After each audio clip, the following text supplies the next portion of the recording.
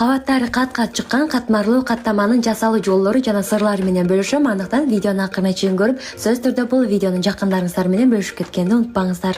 Алгач идишибизге жылуу суу жана тузду кошуп аралаштырып, андан соң эленген унуусу салып, орточо жумшактыкта камыр жууруп, 10-15 мүнөткө тыныктырып, андан соң камырыбызды алып, дагы да бир жолу ийилеп, 4 бөлүккө бөлүп алабыз. Бардыгын тоголоктоп алган соң, бетин жаап, 15 мүнөткө тыныктырабыз. Камырыбыз тыныгып даяр болгон соң, орточо калыңдыкта жайып алабыз. Ал эми ичине эч кандай маргарин эмес, мен алайконун таза сары майынан колдондум. Даамы болсо өтө сонун чыкты.